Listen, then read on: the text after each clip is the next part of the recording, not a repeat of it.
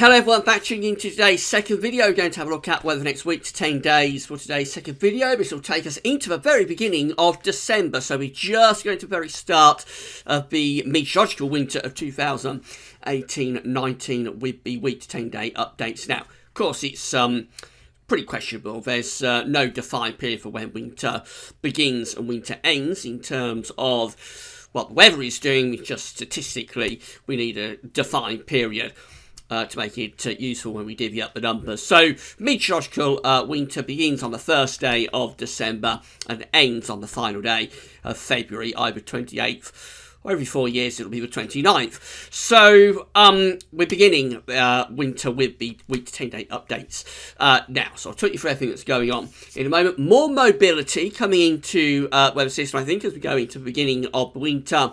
It looks like we're going to be starting winter 2018-19 on quite an unsettled and possibly fairly stormy but milder note. But I'll talk you through everything that's going on with that very shortly.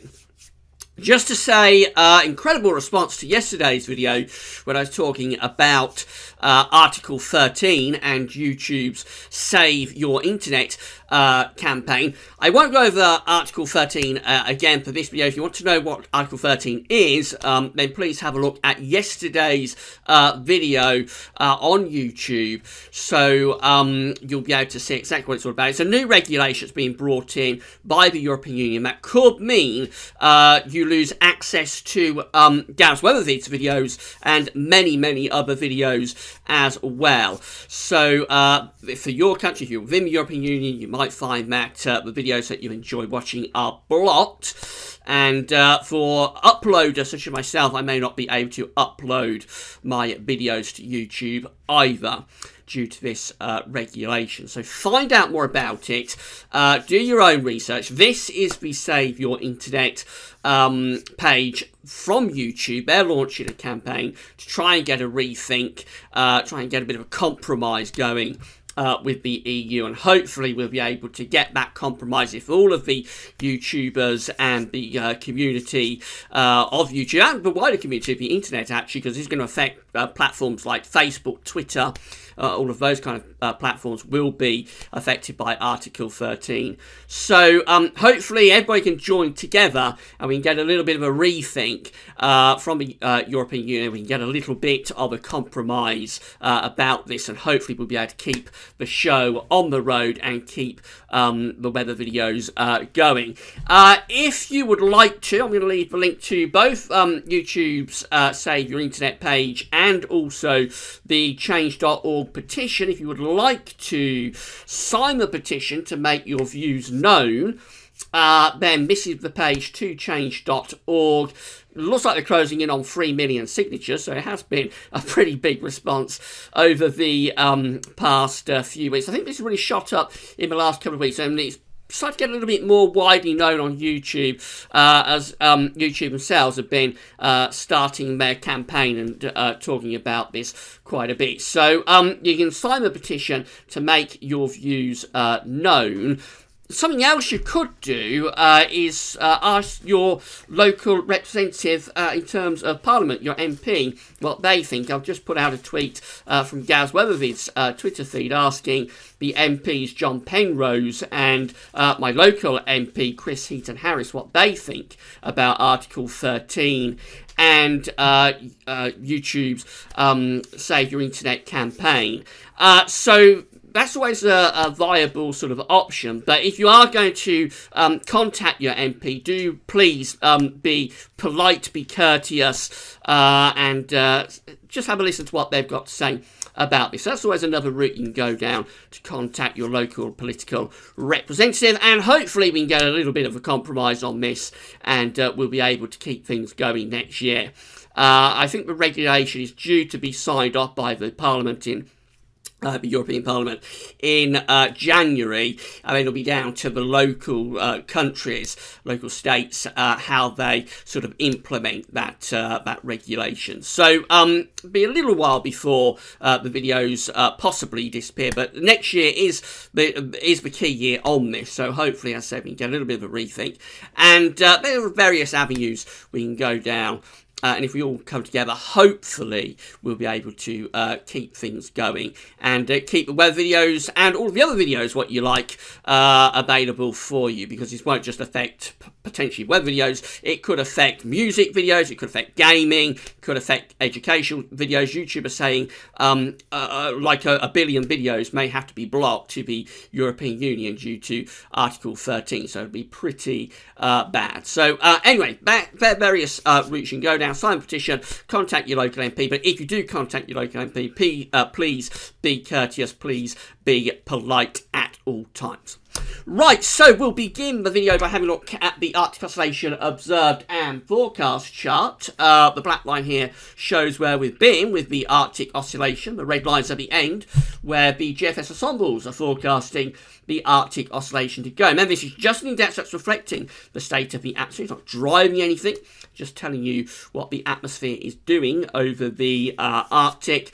So again, we go right way back into summer with this. We've had a prolonged period of positivity of the Arctic Oscillation, but we are very negative now, actually, with the AO. So this is where we are right now, and we are in negative territory. We'll go even more negative over the next week. So a real plunge in the AO there. Very, very negative indeed. When you've got a negative Arctic Oscillation, you'll typically have high pressure up over the pole. You have blocking up over the pole. And blocking is a route to push your cold air out of the pole and down into the mid-latitude. So our coldest periods and sustained periods of cold weather tend to be mostly associated with very negative periods of the Arctic Oscillation when we have that deep and extensive northern blocking.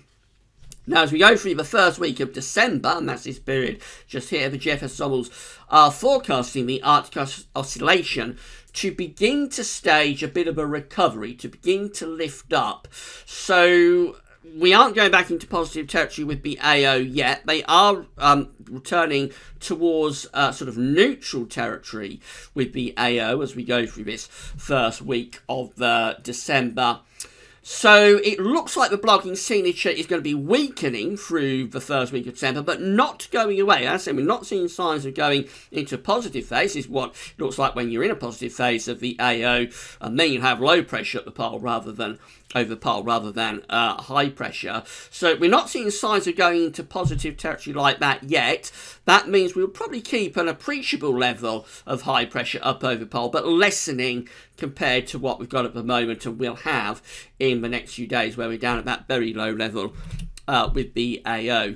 The NAO looks very similar. So again, the black line here tells us where we've been with the NAO. Red lines at the end where GFS ensembles are forecasting the NAO to go. So again, we're in negative territory with the NAO. We're going to go even more negative with the NAO in the next few days as well. So we've got both indexes syncing up here and going into negative territory. This is a signal for cold weather, so that's why the weather at the moment is cold. It'll be staying pretty cold really through the next few days. Again, the first week of December, we're signalling a change as the NAO lifts back up to neutral, and possibly some of the GFS ensembles anyway are taking us back into slightly positive territory with the NAO. Although there is a little bit of a split there. Some of them are staying on like the negative side of neutral, and some of them are going on to the positive side of neutral. So a little bit of a split. But it does look as though we're going into a rather milder and more westerly Atlantic driven period, I think, through this opening few days of December. But how long it goes on for is going to be one of the key questions that we'll be answering, or attempting to answer, over the next few days. So these are the 500 millibar height anomaly flowcharts from Penn State University. We've got the ECMWF here on the top, and the GFS, which we'll have a look in a moment, is on the bottom. 500 millibars, 10,000 feet is an area in the absolute high pressure, low pressure are being moved around by the jet stream running above. Red and orange extrapolates high pressure, blue to low pressure. So these are mean flowcharts for sort of 7 to 10 days time. So this will take us into the beginning of December. And we find we've got below average heights out to our west with the ECMWF. Still some above average heights to the northeast over Scandinavia, but weaker than what we've had over the past few days, and some above average heights coming back to Spain and Portugal as well. So that will be the reason that you'd see the NEO lifting up there, because you've got high pressure down around Spain and Portugal, you've got low pressure on Iceland, so that would send the NEO into more positive territory. But this would be the reason that the AO, and of course over here as well, those two areas of high pressure would be the reason that the AO would be kind of like more neutral, possibly even still a little bit negative as well. It does look as though we're re-establishing a westerly flow though, and probably moving the jet stream further north too. So rather unsettled, or maybe very unsettled, and quite a bit milder as the flow comes in from off the Atlantic for the beginning of December. The ECMWF is very similar. Again, we've got this deep area of below average heights just to our north. We have got some above average heights down to our south around Spain and around Portugal. The jet stream coming out of America is in that kind of position. Quite a strong jet stream moving across the Atlantic. Again, that looks more unsettled as we go into the beginning of December. Looks rather Atlantic driven, wet and windy conditions, and not overly mild either really, because the air is still coming out of the North Atlantic, possibly Greenland, into that trough of low pressure. We're certainly not talking about very mild conditions at this stage. These are the GFS temperature and precipitation ensembles for the next couple of weeks. Looking at Northampton, very local to me. Today, so the red line here is the 30-year upper air temperature average for Northampton. So we're starting off a little bit cooler than average still with those upper air temperatures. Going to lift them up a little bit over the next couple of days, and then going quite cold again later in the weekend into the start of next week as that easterly wind begins to come back. At the moment, the easterly wind has dropped out, so it's turned very gloomy, very murky. Will probably be fog around in the next couple of days. Then over the weekend, particularly Sunday, we're going to pick up that easterly wind again, which will make it feel colder and will bring colder air back in from the east actually for the beginning of next week. From the middle of next week, turning more unsettled. So you see the temperature ensembles are lifting up a little bit above the red line through the middle of next week, and then it looks like we just go off and running into quite an unsettled spell. But you'll notice not a very particularly strong sign of very mild conditions. Actually, there is a lot of scatter here within the ensemble, so some of these ensemble members are quite mild, but several of them are down here at quite a cold level, and a few are sort of alternating, so with colder periods and milder periods sort of alternating with one another as we go into this more changeable spell of weather. More precipitation spikes as well. Fairly dry for the next few days, although there are some rainfall spikes showing up there for around Sunday, but fairly dry with the precipitation in the south anyway for the next few days. But then next week it does look as though it's turning more unsettled. Although we have been here before where the GFS and other models have been forecasting very unsettled conditions, and to be honest, it hasn't really lasted very long. It has turned unsettled. It's tended to be brief. We've tended to get back to blocking and to high pressure quite quickly. We'll see whether that is the case this time again. Temperature anomalies from the 22nd through to the 30th of November are forecast to be rather on the cool side, very close to average really, not a big deviation either way, but I think possibly still favouring just about slightly cooler than average conditions. Precipitation wise, still looking pretty dry. Any change to unsettled conditions is coming in later next week. So for the next week, from today through to Friday the 30th of November, most parts of the UK and Ireland still a little bit on the drier than average side. So that's how the GFS is looking for Sunday, and this is when we're starting to pick up that easterly wind again. So into the start of next week, it's still going to be pretty cold. We've still got this blocking area of high pressure sitting to our north. A lot of high pressure from Scandinavia right way over towards Greenland. And that is bringing in those cold easterly winds. So if anything, the weather's going to get colder, I think, later in the weekend and through to the start of next week. You certainly feel that easterly wind by the beginning of next week. Then we go into Tuesday, and high pressure still keeping things dry and cold, but notice all this low pressure is winding up in the Atlantic Ocean. So that's a little bit of an Atlantic onslaught starting to put this high pressure under quite a bit of pressure. Wednesday's a changeover day as it turns wet and windy with this low pressure out in the Atlantic. The high pressure for blocking is beginning to recede back in towards Germany and Poland, and we're starting to pick up this very mild or much milder southerly wind. Outbreaks of heavy rain and strong winds then sweep across the country through the middle of next week, opening the door to the Atlantic. And then we go into a very unsettled spell of weather. We're up to Saturday, the 1st of December. And it looks really unsettled with winds coming in from off the Atlantic, more wet and windy weather. That's day 10, sunny 2nd of December, and it again looks very unsettled with low pressure out to the west. In the more extended range, actually turn the wind into the northwest for a time through the first week of December. Just have a little bit of a cold snap, but it doesn't last very long. Next low pressure's rattling through. That's how we finish up on this GFS run with low pressure over and to the east of the UK. Bit of a ridge starting to appear south of Greenland again. Starting to pull down some colder air into that trough of low pressure. So unchangeable conditions through the first week of December. Much more mobility than we've seen for a while. But probably not overly mild, probably close to average really, with some days a bit cold and some days on the milder side. ECM looks like that again, bringing in those easterly winds on Sunday. So easterly is still there on Monday. High pressure is still blocking things out on Tuesday, so a cold start to next week. Then on Wednesday, that high pressure beginning to collapse in Central Europe, allowing low pressure to head in from off the Atlantic, beginning to turn wet and windy in the west, and then through the second half of next week, again, much more unsettled low pressure moving in from off the Atlantic, giving us quite an unsettled end to November. Wet, windy, but I suppose fairly mild. And then we're moving up to day 10, and we look like that. So situation at day 10, which is Sunday, 2nd of December, still unsettled. Low pressure is out to the west of the UK, just there. Notice more in way of high pressure to the east. We saw it on the height anomaly flow chart. More in way of high pressure around Scandinavia. That's actually keeping us in quite a mild southerly wind as we go into the beginning of December.